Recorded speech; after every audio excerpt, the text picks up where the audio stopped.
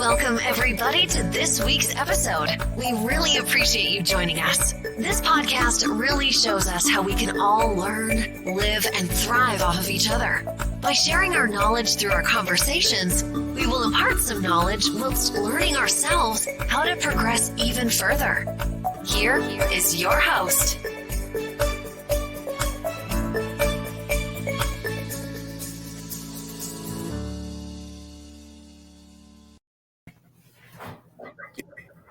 Welcome to Spirit Talk. I am so excited to start this podcast.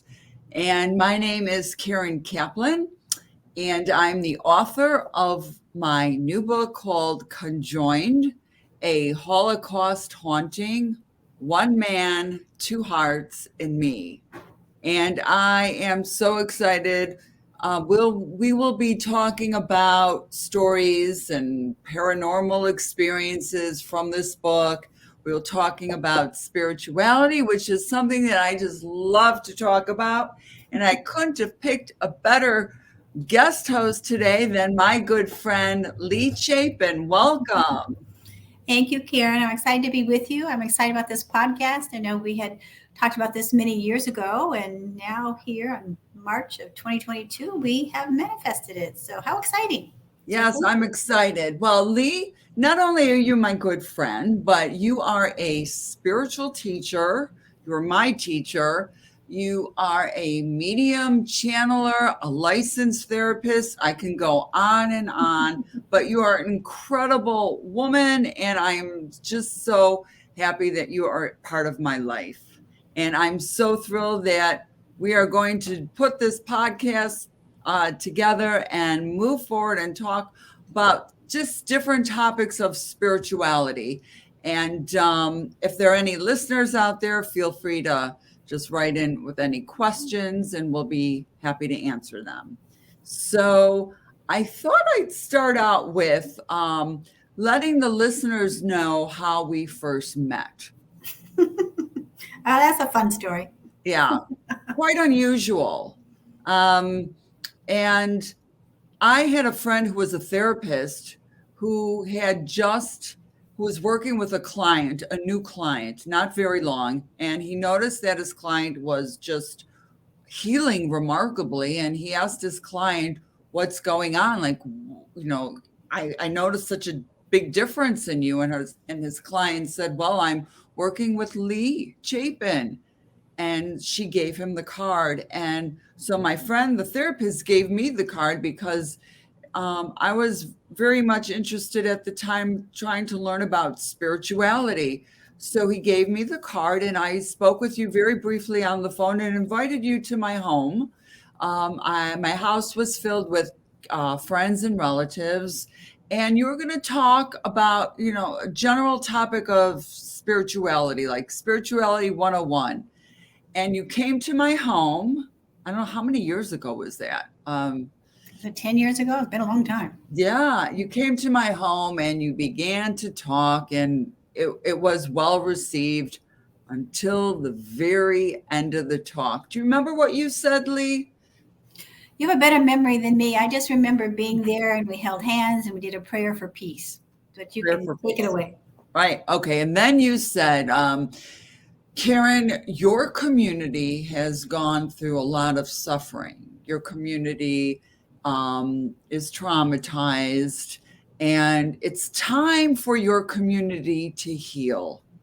And then you also looked at me and said, Karen, you too have had a difficult past, and it's time for you to learn to forgive.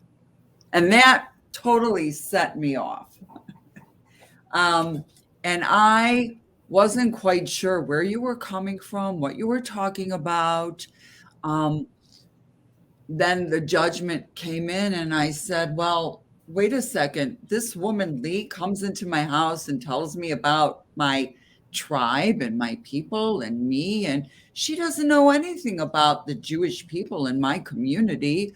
You see, I'm on the North Shore of northern suburbs of Chicago. And I knew, Lea, you were raised in a small town in Illinois. And I don't know if you've ever lived amongst Jews in your town? But and that's all that came through my mind was, why is she saying this? And I was triggered. And I do know that that when you are triggered, you need It's time to take a look at it. time, because that's what needs to be healed. Well, I wasn't aware of that at the time.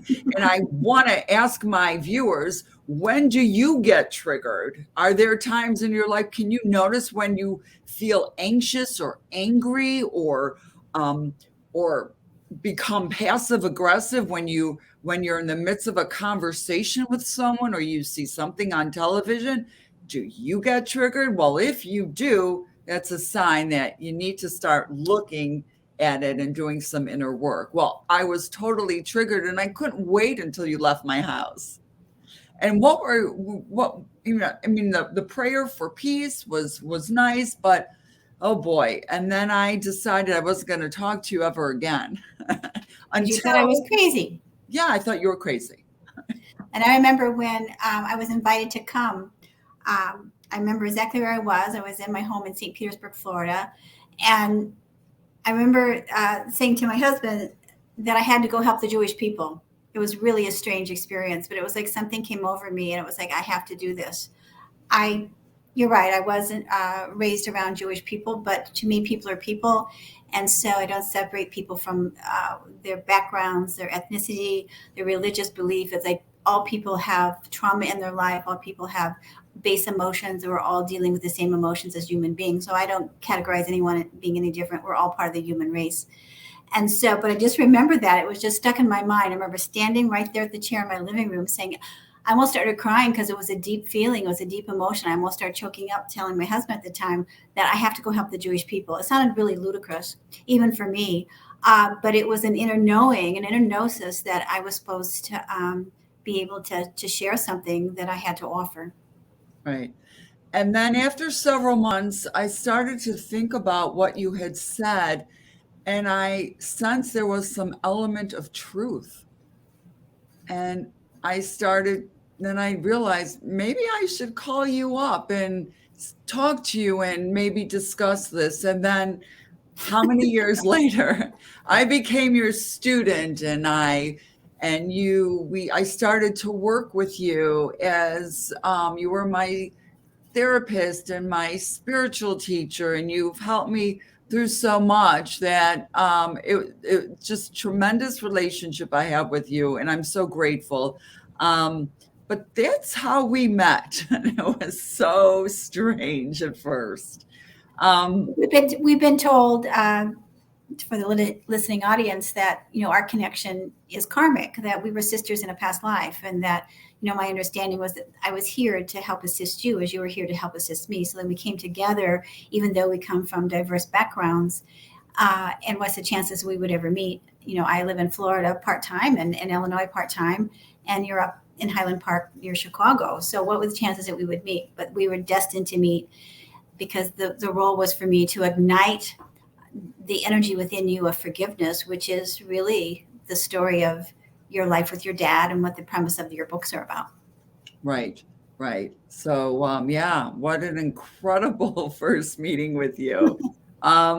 So speaking of books, so in my book, there's stories, like you said, about forgiveness. I talk about being a daughter of a Holocaust survivor and how the trauma of what my father endured, how it trickled down to the next generation, and how my family and how we suffered because of my father's experience during the Holocaust. And you have taught me a lot about forgiveness, and we're going to share some of these stories in the next few weeks. But there's a quote that says, don't underestimate the power of your story, because you could be changing someone's whole world by just being you. And to the listeners out there, if you have a story, if you've gone through difficulties, If you've learned how to overcome and heal, I'd love to hear your story. Maybe write your story down and maybe you can gather some insight, because we can learn from each other. We can learn how others heal, and maybe we can find a way to open our hearts up and learn to heal from others. So that's why I love reading stories. And I'm so thrilled that I had written this book and I can share my story with the public. But my story is very strange, and I'm still trying to wrap my head around the story as I read it, because it's so unfathomable.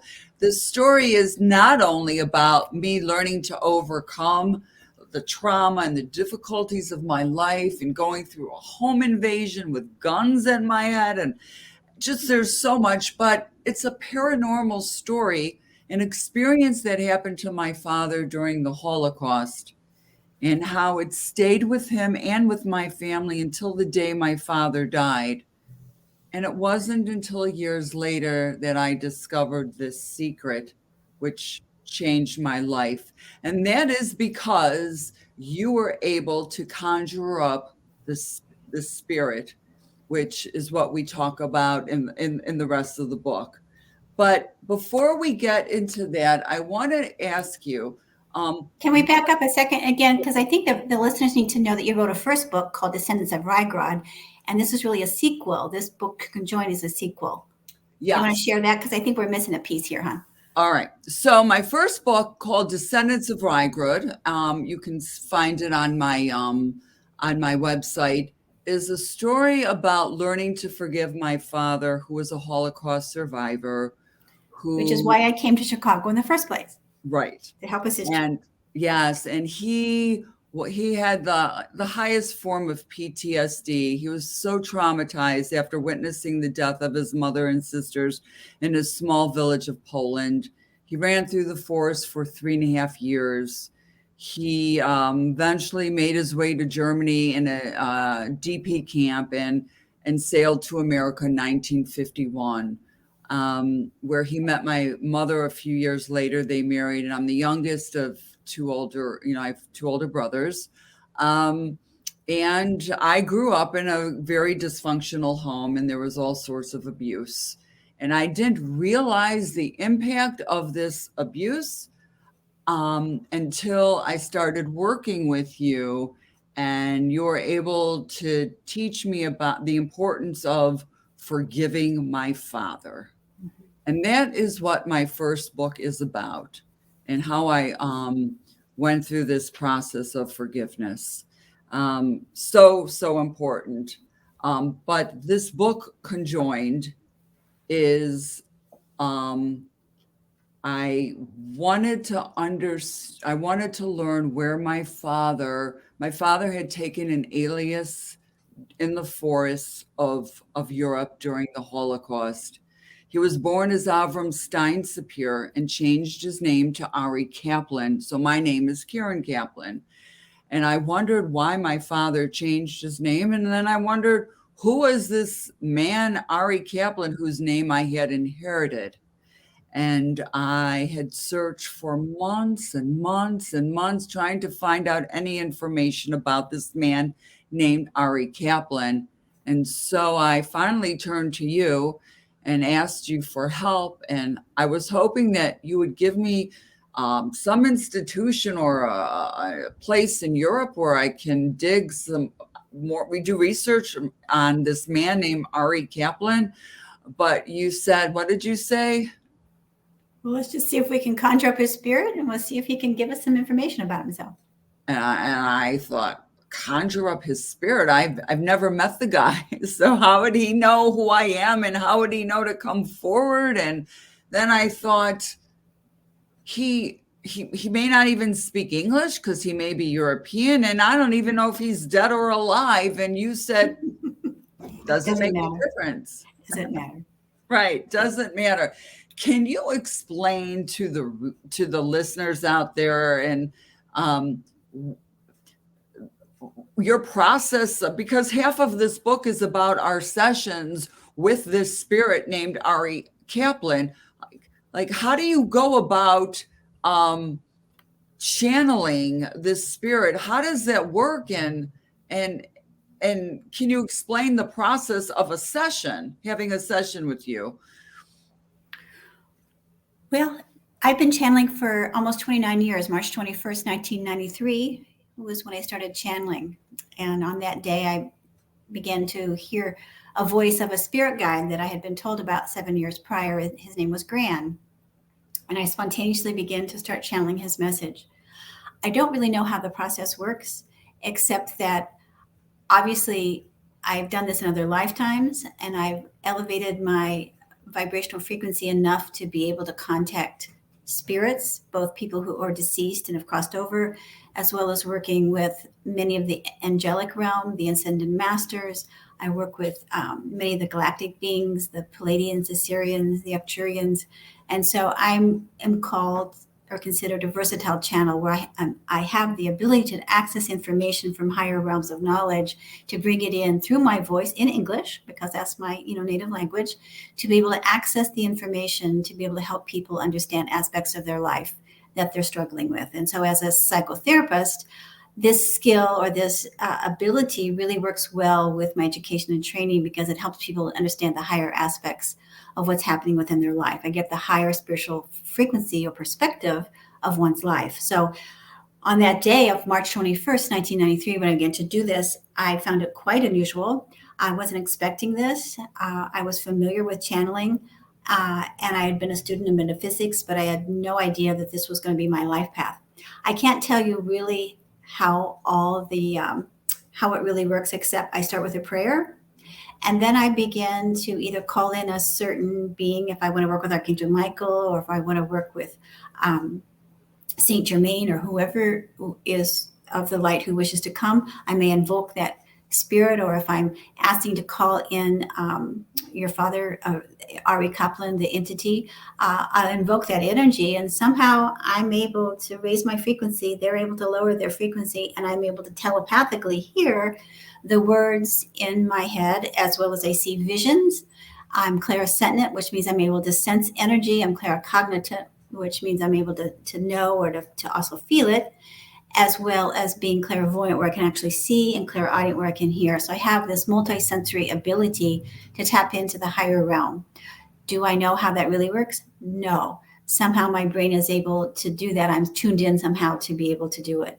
So that's really how the session really begins, is I just call in a prayer, and the vibration comes in. I actually feel the vibration, feel the energy of the being I'm working with. And then I hear a word, and then it's like a stream of consciousness. I begin to speak just like I'm speaking now. I'm not thinking about it, just like I'm not really thinking or consciously thinking of what I'm saying at this moment. That stream of consciousness flows through me, and I know when it starts, and I know when it's time to end, because I can feel the energy begin to fade.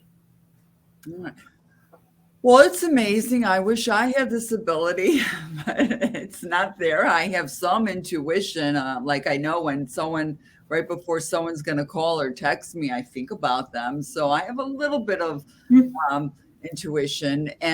But I wanted to then now ask you another question. So there are people there who believe in the afterlife and spirits, and there are people that are extremely skeptical, as I was in the very beginning, and do not believe in any of this. And there are some of those that are sitting on the fence thinking, well, there may be life after death. There may be more to life than this physical world. But what is the purpose of this? Why would someone want to meet with you? Why would someone want to delve into the different aspects of the spiritual world? Can you share?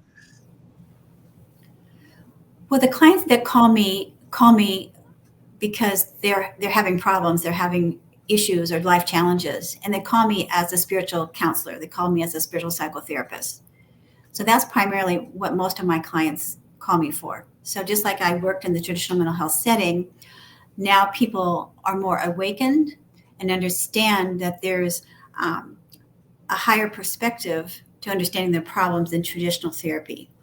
Oftentimes, people's problems go back to past lives, where we have the same patterns, we have the same imprints, where maybe we have the same phobias, we may have relationship issues, or we're involved with, say, our husband or a family member where we're having trouble or challenges with them. And so we can go back into what we call the Akashic Records, which is the energy where we're able to, everything is housed like a big computer. I'm able to access the Akashic Records and be able to help people understand what's going on between them and, say, maybe their spouse if they're having difficulty, or if I'm tapping into an issue where this person might have a phobia or they might have an addiction of some sort, where we go back to the root cause. So people call me for a variety of reasons, but people typically call me because they're more awakened. For those who are just beginning to awaken or beginning to understand that perhaps there's more to life than what that we can see in our third dimensional world, that can be a challenge to people. But oftentimes people will have a sense or belief that there is a God, or they may pray to some, deity or some energy that's outside of themselves for guidance. Most people believe that, unless perhaps you're an atheist, that there's something beyond us in our world. I always say the mere fact that we're human beings, that we're created, the miracle of birth is the essence that God lives, that we are created from some energy beyond ourselves. So just by the mere fact that you've created your 3 children, yes, you procreate. But how did this miracle occur? We go and we see the grass, we see the trees, we see the rejuvenation of the earth. Now we're coming back into springtime. How there's living essence, there's the divine spark in all of life. How can we deny that there's something not beyond than that what we can control? Because we're very limited in our thinking. They say we only use maybe 5, 6, or maybe they say 10% of our brains. But the vast energy of the divine spark of God essence is miraculous. Yes.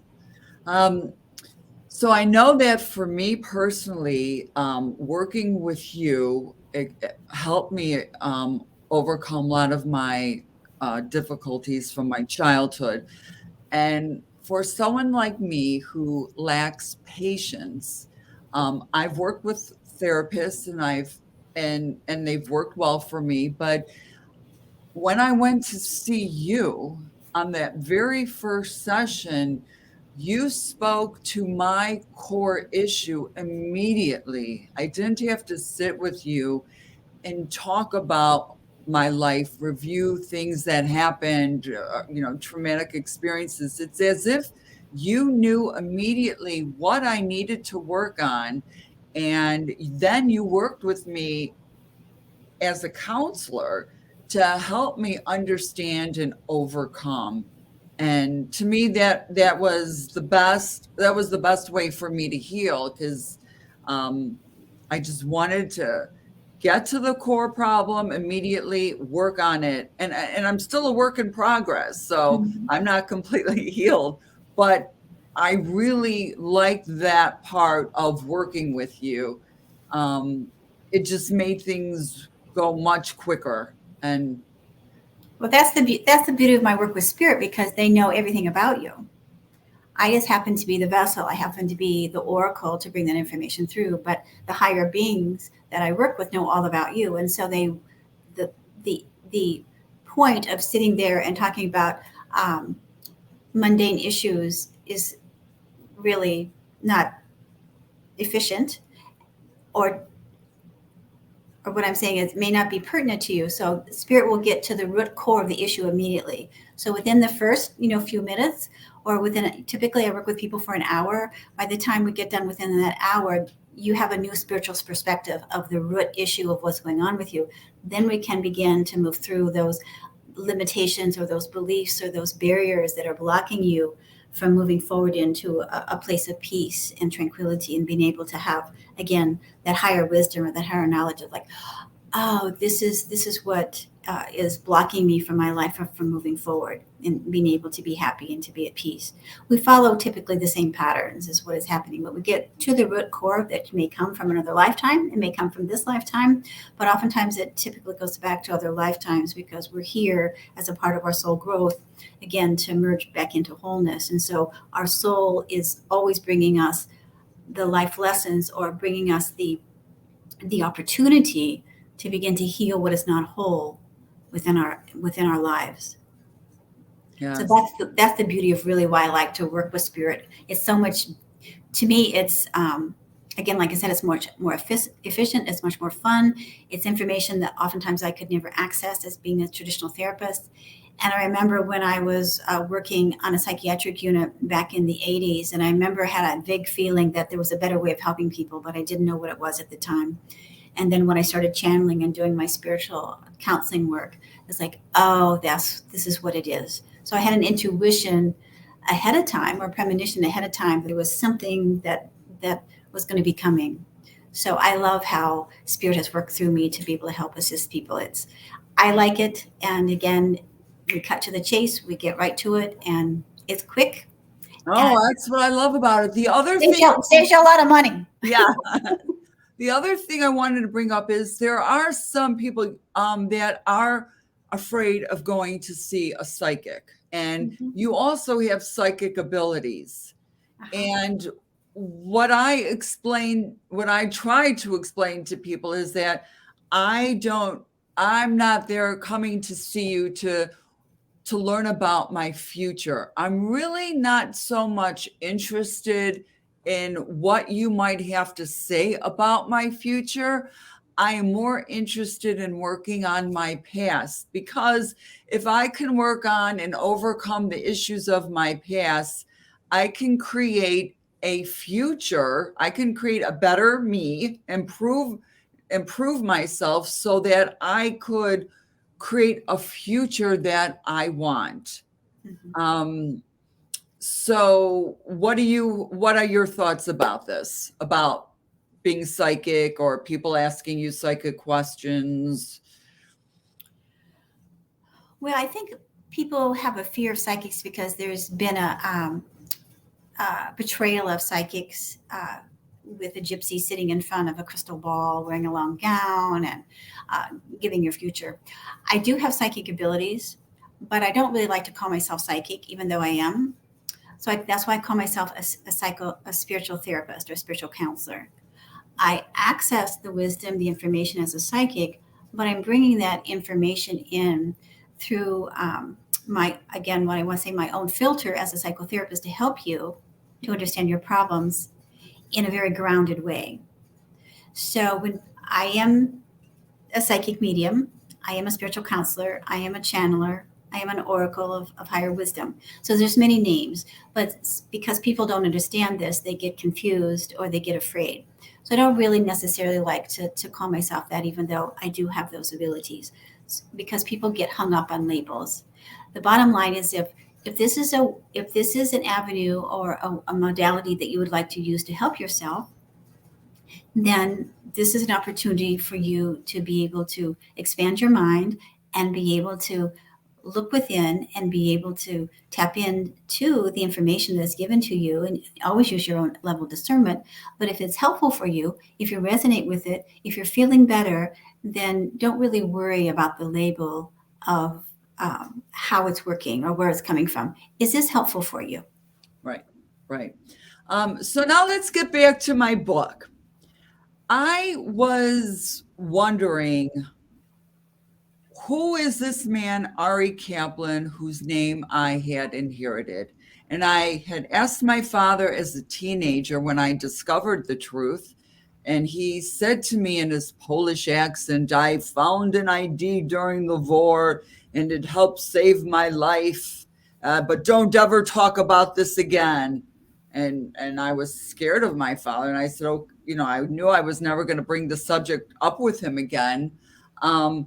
And I never did until about, at least several decades later, he had already passed. And I started to wonder about this even more, especially when a man in the audience, as I was speaking, had asked me, who is this man? And after doing research, you finally conjured up this spirit, and this young spirit came through, and he was a Nazi, and he was which to me, I was surprised, because with a name like Ari Kaplan, that's a Jewish name, and I didn't understand how he could be in the Wehrmacht, in the German army. But he was, his father was German Jewish. His mother was Greek Orthodox. He lived in the western part of Poland, which was annexed by Germany. So where there were a lot of Germans that moved from Germany into Poland. And in the beginning of the war, the first 2 years of World War II, Hitler conscripted 150,000 Mischling, which means mixed blood, foot soldiers to be like slave soldiers to the Nazis in his army. And this young man named Ari Kaplan was 17 years old when he was forced to join the German army. If he didn't go into the army, they would have sent his family to Auschwitz, a death camp. And as you were speaking to this spirit, this was the information he revealed to me. And as our sessions continued on, he said, I asked him, how did you and my father meet? And he said that he went AWOL after a year and a half of being in the Wehrmacht, treated horribly, abused by the German soldiers, had to do horrible things to his people, the Polish people and the Jewish people. He decided to go AWOL and he ran into the forest after 3 nights, and the weather had turned cold. There was snow. He tripped over a rock. He fell, cracked his head, and he lay there in this cold tundra dying. Because my father was running in the forest for 3.5 years, that morning he came upon this dead soldier. He flipped him over. He ransacked the uniform. He looked at the ID and saw that it said Ari Kaplan. He took this young soldier's ID. He took his knife. He put on some of his clothes. And my father knew that if a Nazi should ever find him, he could say, my name is Ari Kaplan. I am part of the Wehrmacht. And he felt that would have saved him. And it certainly gave my father a peace of mind. And that is the story that this spirit that came forward through you to tell me about how my father and him had met. Do you want to talk about seeing the picture in your parents' wedding photo? So one of the sessions, there's so many sessions and there's so many crazy stories. Before I get into that, the young soldier who lay there in the forest, he was dead. And he said to me through you, he said, Karen, I couldn't see the light. My soul could not pass over into the other realm. I died with such anger in my heart toward Germany, toward the Germans, toward Hitler, that I couldn't move on. And my soul had hovered over my body. When your father came upon me and he took my ID and my uniform and my knife, I decided it was at that point that I would merge into your father and become an entity attachment. And that's when I freaked out. I said, I never knew that really existed. And I said to him, how long were you inside my father? And he said, until the day he died. And I said to him, you were there in the hospital room when my father was on his deathbed and I was forgiving him? And he said, yes, I heard every word you spoke. And I said, and then once my father died, he said, and then he was released and he was able to move on. He also said that he learned his lesson to never again merge into anybody's body. So We had so many more incredible sessions. Each session, there was a surprise. But during one of the sessions, he said, Karen, you've seen me. I said, I've seen you. He said, yes.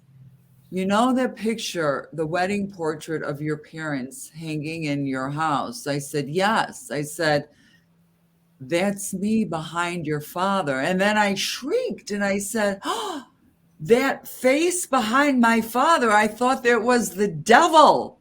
And he said, no, it was me.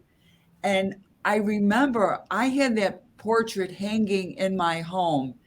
And when I wrote my first book, I took a picture of that portrait so I could put it into my first book. And as I looked on my phone, I noticed behind my father was this image of a man looking down at my father. And I looked like the devil. He had a beard and he looked dark hair. And I took the picture off the wall and I put it in my closet for several months. And then I thought, no, this is ridiculous. I don't know what that image is behind my dad, but I hung the picture up back on the wall. And then during the session, he tells me it's him. I flipped out. It's definitely visible. Yes, you can see it. And I took that picture and I put it in my second book, Conjoined, just so that people could actually see, you can actually see this image of this man. Yeah. How does that happen, Lee? I mean, this is I have no real idea. I can't say that I am an expert on this, but you've heard of ghost and yes, people who have passed away, but they haven't moved on to the light, and so right. they're still earthbound. So oftentimes people who aren't ready to go into the nether dimension or into the heavenly realms, whatever you want to call it, people may call it heaven, whatever level, whatever term you use. If people are afraid to move forward, then they get earthbound and they get stuck here in what we call the astral planes on the earth, and they're in between third dimension and the higher realms, the higher frequencies as we ascend into higher realms of consciousness, and they get stuck. So we call those ghosts, and I think you call them Dybbuk. Is that right? Yeah, well, a Dybbuk is when an entity that is a ghost is stuck in the between the worlds and then looks for someone to merge into a body. Mm-hmm. And that's what a Dybbuk is, or an entity attachment. They merge into the body, but not all ghosts merge into bodies, do they? I don't think so. I think someone just may, if they died in their home and they're afraid to leave, they just inhabit the home where people have ghost sightings, or lights are flickering, or they might see images in the house, or they might hear strange noises. But at least for your dad, he merged into your dad's energy field. We talked about that in terms of him being afraid and being alone as he was a young boy. I think 19, I think he was, and he was afraid to be alone. And so his energy somehow attached itself to your dad and then remained there. I'm not sure why he wasn't able to be released from it. Maybe perhaps because of his own fear. I don't know. I don't have the answer to that, but that's what happened. Right. So I had one of my readers ask me, he was able to merge inside my father, but then why didn't he tried to pull out, but he couldn't pull out of my father. He had witnessed so much trauma in my home. He was a fly on the wall, and he tried to pull out of my father's energy field, but he couldn't. And she wanted to know why. And I said I would ask you. And I don't know. I don't have an answer to that. That I don't have an answer to. Maybe he just wasn't able to because of his own fear. I'm not sure. I don't know I don't remember us asking him that. So we'd have to really go back and ask him about that, because I personally do not know. Okay. All right. And maybe he wouldn't know why he couldn't pull out. Mm-hmm. But the spirit came through, and not only was this a most unfathomable story, but I definitely learned things from this spirit. And I learned about how love and how prayer can that there's no fine line. Like if you pray, your prayers can reach into the other worlds, and he helped me understand that. And how can you explain more about that, Lee, about how prayers can move beyond how we can pray for someone? Well, everything is connected. Energy is all connected. So as we maybe talk about the internet and how those frequencies, those vibrations, that energy gets emitted into the world, like how are we connecting now? You're in Chicago, I'm here in Illinois, Tiffany's hosting us here in Connecticut. How does this all work? Energy's all connected. We're all one. So there's no separation. So as humans, we have our linear thinking where we just think, see, feel what we know in our physical world. And yet again, there's a vast energy of what we call the divine, the essence of creation, that everything is interconnected, that everything is one, that there's a vast energy that is continuing to be present, as I call the divine spark in all things. And so as we pray, as we hold that vibration, that energy, then instantaneously can be brought to that person, place, or thing that we're praying for. So it's just like telepathy. You talked about having intuitive abilities where you maybe be thinking of someone and then they call you. So this is a part of you accessing this other person's mind, or maybe they were thinking about you and you tapped into their energy frequency. So there's no barrier, there's no limitation in terms of energy. So it's the same thing with prayer. It's the same thing with REA being up there where I can access his information. All I have to do is invite him. If he's willing and open, if he's able to do it, then I'm able to access that frequency. Just like you're able to tap into your friend who you're thinking, I was thinking of Mary, and then Mary called me. Right. It's fascinating. It's so fascinating. This whole world of spirituality is fascinating. In the next few weeks, we're going to talk more about different topics on spirituality, like past life regression, soul review, what happens to the soul when it moves on. So many topics that we're going to explore. Is there anything you would like to add to today's conversation before we end? Well, I was just going to ask you how all this has changed you in terms of from when we met and writing your books, and how it's also changed your community, because I know that I was called, or felt that moment of there when I remember standing there thinking I was supposed to help the Jewish people. How do you think this has helped your community or your tribe, or do you know if it has? How have you been a conduit to help your community, your fellow brothers and sisters? I know that after writing these two books, it may have given some people in my community a whole different perspective on forgiveness, a whole different perspective on the world of spirituality. There are a lot of people in my community who are a bit shy to talk about spirituality, because we still in our synagogues and Jewish schools, we really don't talk about this whole other spiritual world, maybe until we become adults and we're much older and we're a little more we're wiser and we want to reach out and learn more, but it's not discussed in general in the Jewish community. So by writing these books and opening up, I'm hoping maybe it's given some insight to people in my community into thinking about the paranormal world, the world of spirituality. So I'm not completely certain that how much change has occurred, but it's just letting people in my community know that there are other ways of thinking, and so hopefully I've shed some light on this world of spirituality. And have you gotten a lot of criticism or feedback that maybe wasn't pleasant?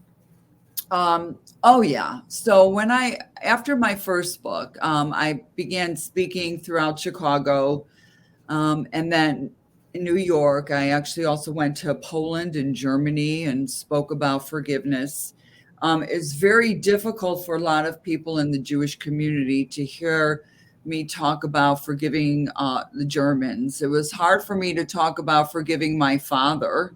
Um, and many people in my community felt that it wasn't appropriate for me to talk about a Holocaust survivor in terms of being an abusive person. Um, but I did, and I'm glad I shared my book because there's so many people who've had so many children of Holocaust survivors who came from dysfunctional and abusive homes, and they, after reading my book, they felt that they were not alone. And when hearing my story and hearing how I was able to forgive, I hope I've opened their eyes up to maybe a different way of thinking, and maybe they might go down this path or another path and learn how to heal. So for many readers wrote to me and were grateful that I wrote about that. But then I went beyond that and wrote about forgiving the German people and forgiving Hitler. And that was very explosive in my community. And a lot of people have said to me, I can, you can forgive, you can forget, but most people don't want to forgive. They say it's important to remember, but you cannot forgive. And my thought is, it's really important to remember our history, but it's so important to forgive, because forgiveness is really not about what the other person or the perpetrator had done to you. It's about how you can move forward. You've experienced horrible things, but how do you want to live the rest of your life? You want to live with this anger and bitterness, or do you want to let it go, forgive the person or the persons that hurt you in your lives, and move forward? And that's how I try to explain this to audiences. And I don't know how many people, had changed their minds or thought differently, but I did share my experiences with them. Well, that takes a lot of courage. So, I applaud you for doing that, because I know that it had to take a lot of courage and bravery on your part to be able to stand up and, speak your truth of what you believe is truth and what you're trying to help people to move forward. Because forgiveness, it really only hurts ourselves if we continue to hold that bitterness and anger, and it perpetuates more anger. And our world is never going to be at peace if we're all angry and we're wounded and we're hurting. And we can see it in the world. It's prevalent everywhere now that we're seeing another potential, catastrophe here, or it's already occurring, with Ukraine and Russia, the trauma of war and the pain and suffering that people go through. And yet, if we can continue to hold on to that peace within us and know that we hold a higher vibration of love, and what we can give to ourselves, then we can bring out into the world. So you're bringing that frequency out to the world. If people want to receive it, that's great. If they don't, then maybe it's been seeded within them and they'll get it at another time. But you're doing a fabulous job of bringing the message of forgiveness to others. So that's why I applaud you for that. No, thank you. It's as if you planted the seed in me.